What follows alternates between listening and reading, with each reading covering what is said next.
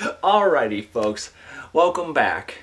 I will be changing out a water pump on the 2005 Jeep Liberty, but if you haven't already, don't forget to comment, like, and subscribe, as well as check out my channel content for more. I put an engine inside of this 2005 Jeep Liberty, and I kid you not, the car drove from Michigan all the way south, a little north of Georgia, just a week and a half later. And I am just beyond ecstatic. I'm happy that it worked, but there were some things that needed to be done. This engine was from a pull yard. That's right, a junkyard. And realistically, there's really nothing wrong with the engine. I did have to transfer a lot of components over, and I'll insert a picture of the engine actually going in.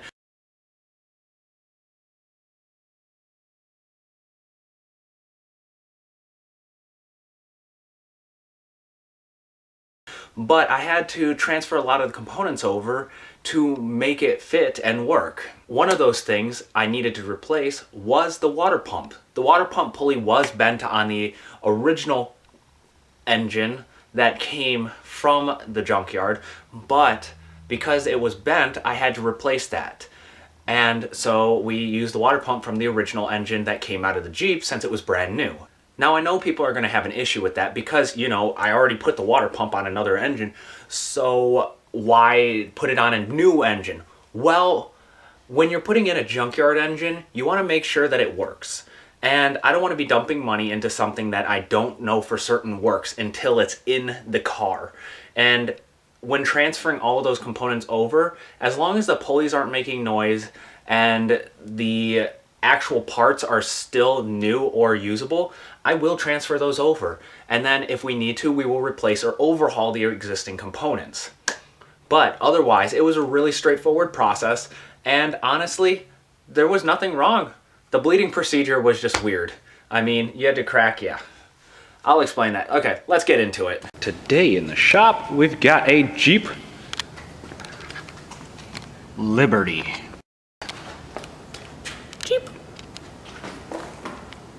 Right, I'm gonna change the tensioner out, but I gotta check the mileage. 87,949. Lift the hood up here.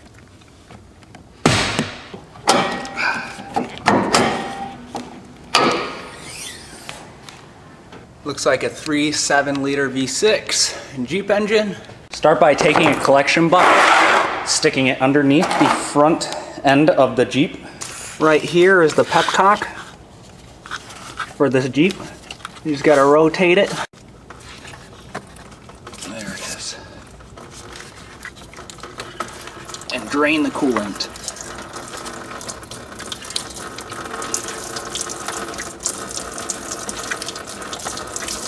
While that's draining, I'm going to loosen the belts off of the tensioner here.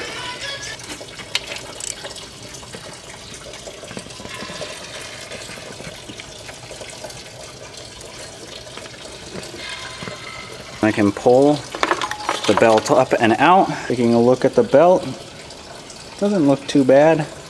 Remove this tensioner here.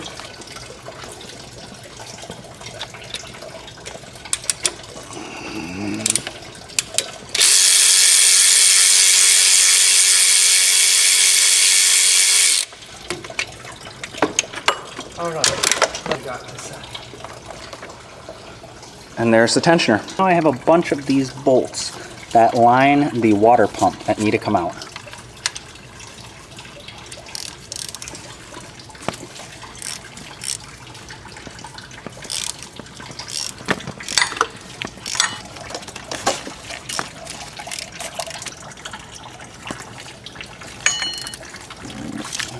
Ooh, that one's tight. You want to keep note of the placement of all of these. These are different lengths.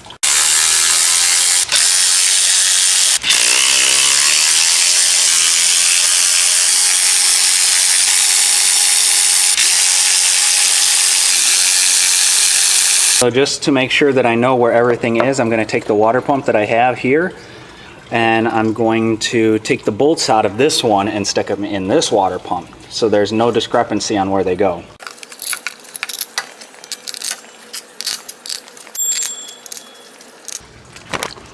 And there it is. Take a light hammer and tap the actual pulley to break it free off the block.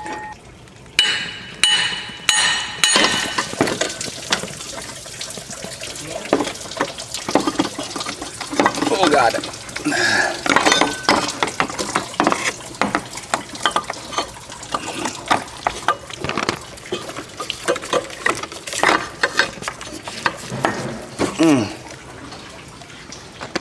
And there's our old water pump. I'm going to take a gasket scraper and clean the surface, at least making sure that this lip is gone.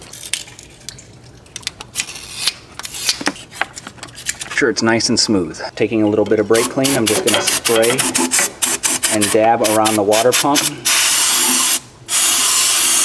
galley there, making sure it's clean. Shop brake clean versus your own shop. Going to take the water pump with the new seal and stick it in.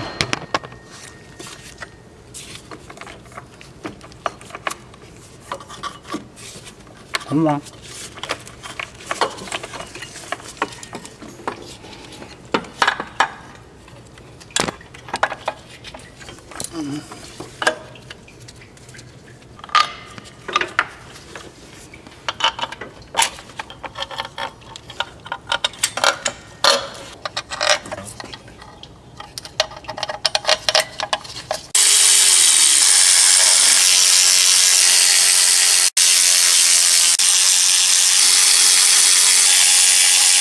And I went, and a offset pattern is for equal distribution of that gasket in there.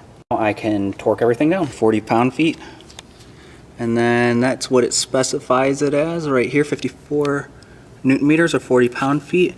And then this is our sequence right here.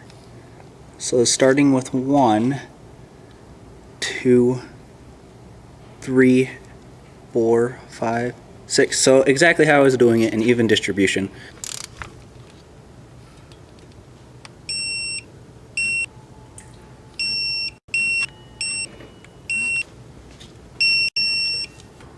Torqued. Now this tensioner can be reinstalled onto the vehicle. And when you reinstall it, take note of the little notch right here.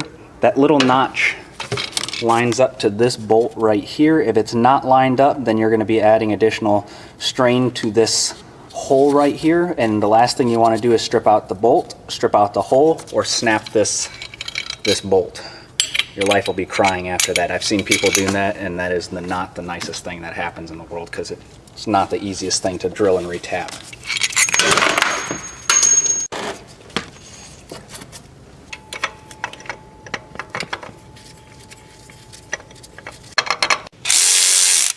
I'm going to torque it to 33 pound-feet.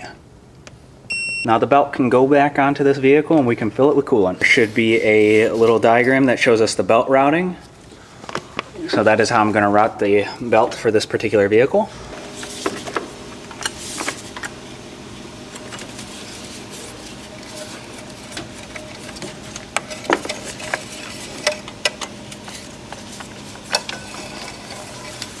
Just like that, you see I'm holding it. So now when I apply tension, release the tension from it, I'm able to slip it over the water power steering pump.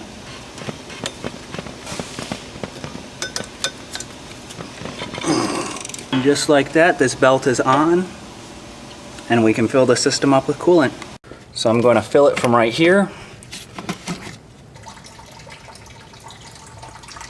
and shut the pepcock and run the motor, as well as bleed it out from right here. Close this off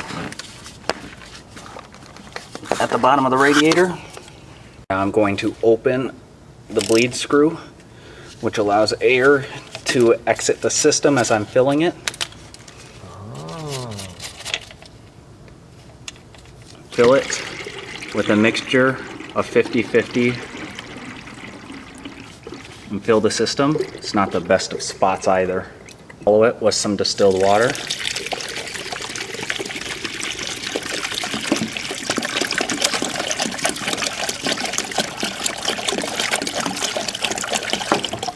I did a half, so now I did a half a gallon roughly.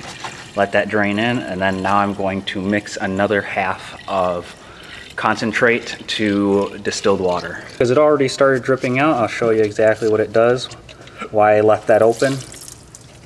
So that's coolant right there. And as the vehicle runs, I'm just going to periodically pop this open. And I want the heater on so the coolant goes in the heater core as well. 87,449. I see the jug bubbling still. Pull the key out.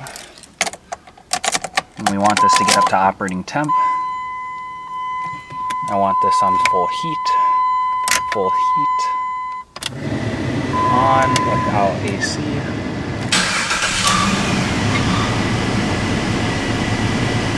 So now we're just going to let this get up to operating temp so the thermostat can open.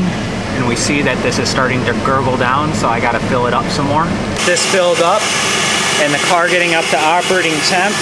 We can see that our water pump is no longer shaking. Our tensioner is installed and no longer making noise.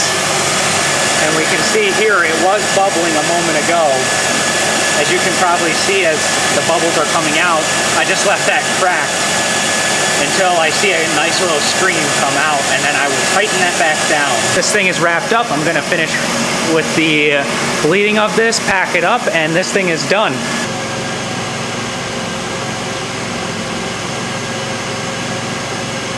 Water pump has no leaks. Awesome.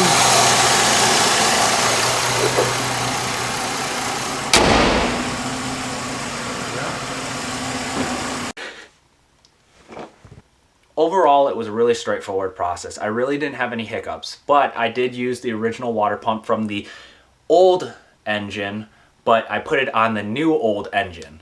Now, just keep in mind, when you buy a car engine from a junkyard, it could be missing 10,000 components or it could be missing 2. And I put up 4 for a reason.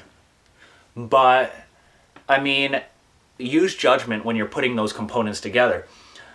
If you only have a 30-day margin to take the engine back, you want to put that engine together very quickly, and you want to put it together in the car as fast as possible. Know if it runs, know if it cranks over, because the moment that ends, oh my gosh, you're stuck with a $2,000+ engine probably. I don't know, I'm just quoting. It could be $899, it could be $2,500 plus.